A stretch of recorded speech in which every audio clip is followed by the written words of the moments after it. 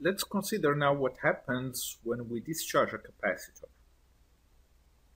Now it's the same circuit as what we had before. Switch S2 was open, switch S1 was open, excuse me, we closed S1, we charged the capacitor while S2 was open.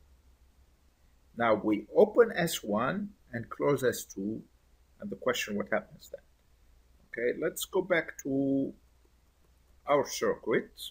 This is our circuit with S1 closed, S2 is open, the capacitor fully charged. Now, since I can have only one contact meter, I'm going to move it here now. We read 0 current. We are going to open S1, so you know there will be no current in that branch anyway.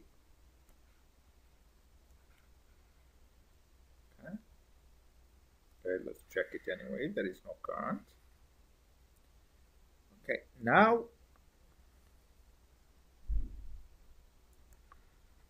we are going to pay attention again at both the current and the voltage across the capacitor as we close the switch. Voltage drops, current drops. Both of them diminish. And notice the charge on the capacitor also diminishing. After quite a while, I have no current and no voltage. We have discharged the capacitor. Okay, now to consider that mathematically, let's use Kirchhoff's voltage law for this loop. Okay, I'm going to start at the capacitor end. So I have the voltage across the capacitor minus the voltage across the resistor equal to 0. This is what we have. Now, at time t equals 0,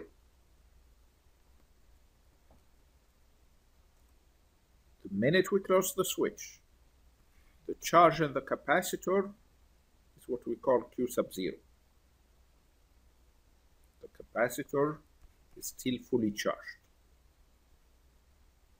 So the minute we close S2, at time t equals 0, the capacitor is fully charged.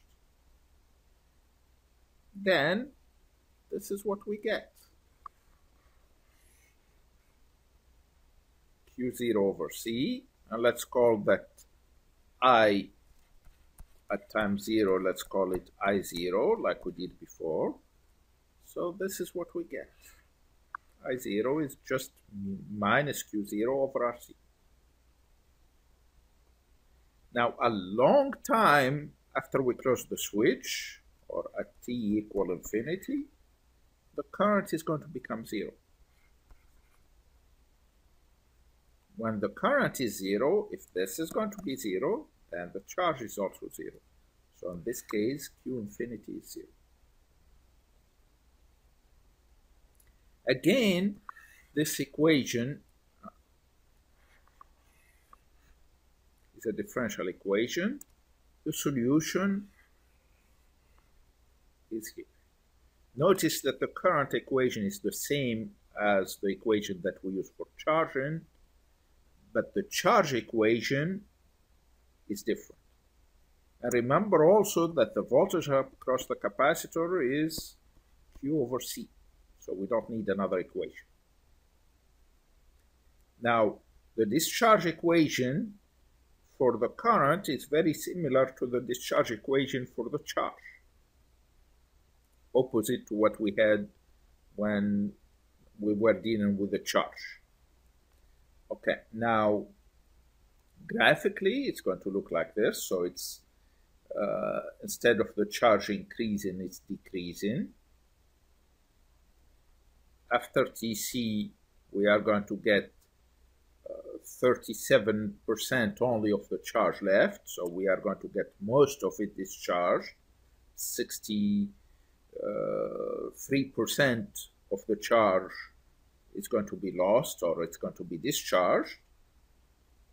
Then 86% of the charge is going to be lost after 2 RCs, and so on. In summary, the charge in the capacitor is given by this. The voltage across the capacitor is given by this.